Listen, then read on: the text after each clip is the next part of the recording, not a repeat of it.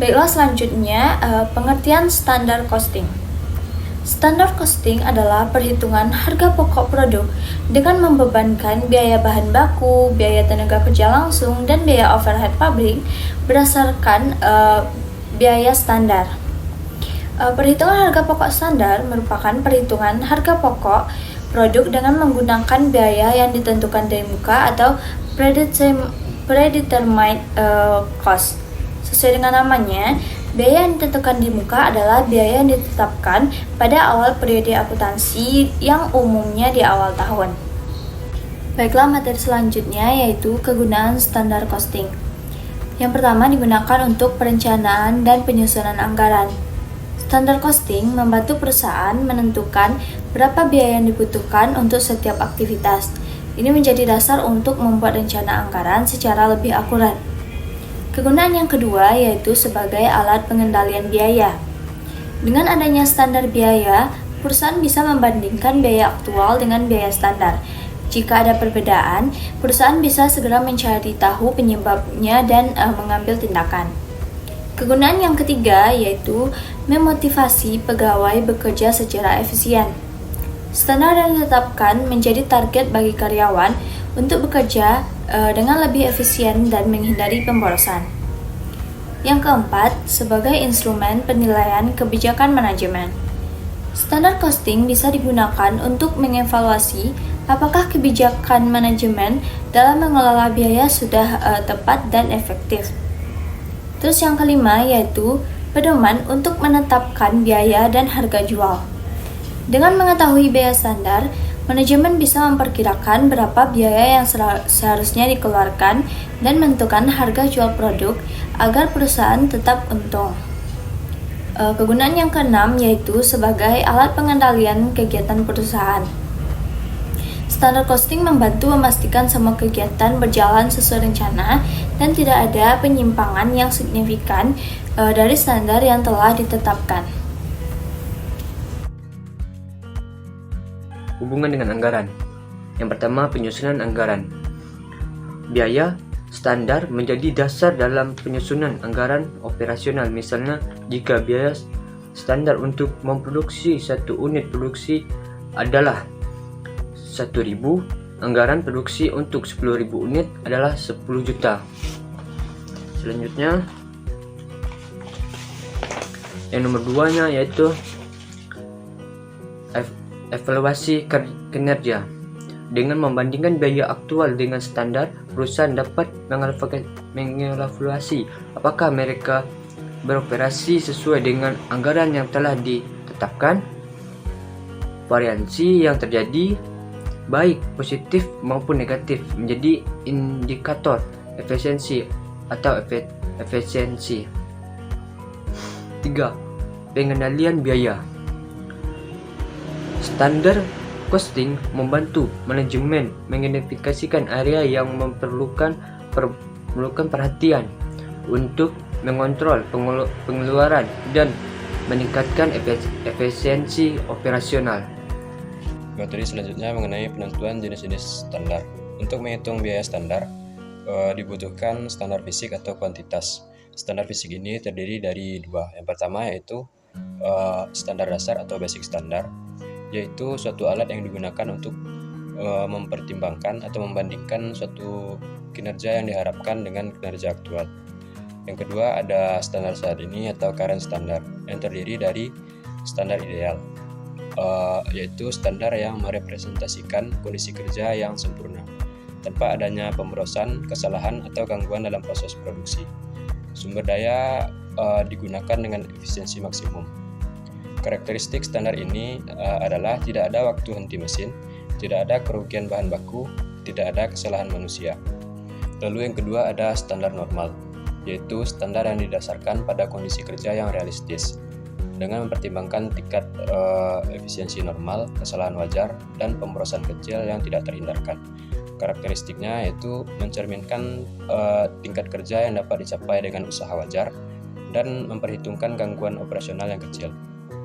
Yang ketiga ada standar teoritis, yaitu didasarkan pada kondisi sempurna di mana tidak ada kerugian atau pemborosan. Karakteristiknya biasanya digunakan sebagai alat perbandingan untuk mengukur potensi efisiensi maksimum dan jarang digunakan untuk tujuan operasional sehari-hari. Konsep target costing. Target costing adalah perencanaan laba dan manajemen biaya yang difokuskan pada produk dengan mempertimbangkan proses manufaktur, sehingga metode target costing ini dapat digunakan oleh perancang sebelum produk dan proses desain dilakukan untuk mencapai tujuan perbaikan usaha pada pengurangan biaya operasional di masa depan. Tujuan dari target costing adalah untuk merancang biaya produk pada tahap perencanaan daripada mencoba mengurangi biaya selama tahap manufaktur. Tahapan target costing terdiri dari yang pertama perencanaan korporasi, yang kedua pengembangan produk baru, yang ketiga penentuan rencana dasar untuk produk baru, yang keempat rancangan produk, yang kelima rencana penindakan produksi.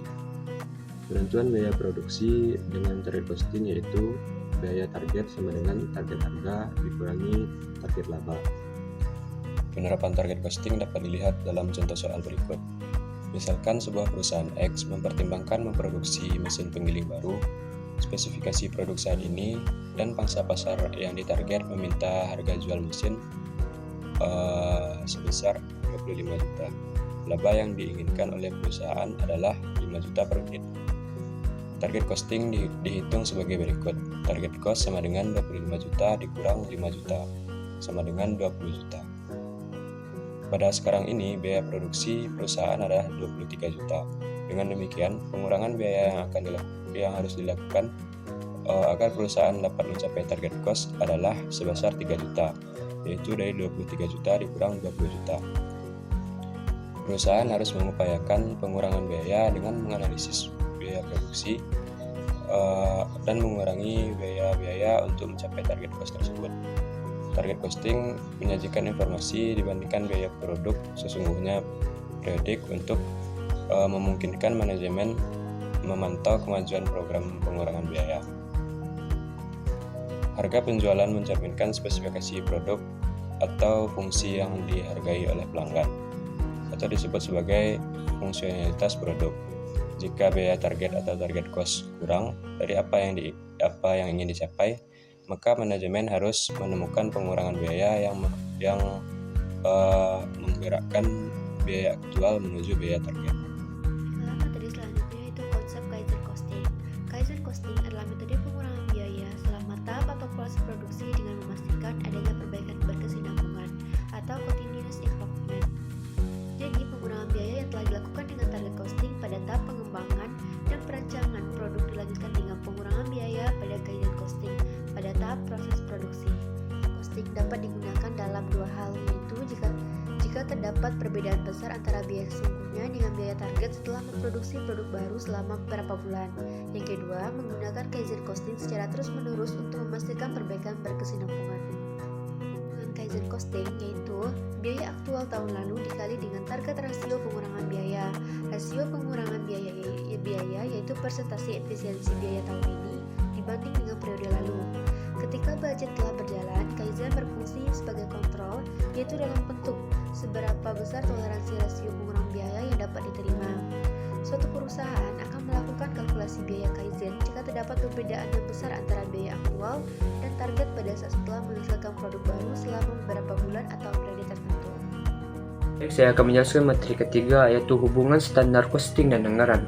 Pengertian standar costing. Standar costing adalah metode pengukuran dan pengambilan biaya yang menggunakan biaya standar, prediksi, atau rencana untuk membandingkan dengan biaya aktual yang terjadi selama proses produksi. Biaya standar biasanya mencakup yang pertama, material langsung, harga yang jumlah bahan baku yang seharusnya digunakan. 2. Tenaga kerja langsung, biaya dan jumlah jam kerja yang diharapkan. 3. Overhead, biaya tidak langsung yang dialokasikan berdasarkan standar tertentu. Hubungan dengan anggaran. Yang pertama, penyusunan anggaran.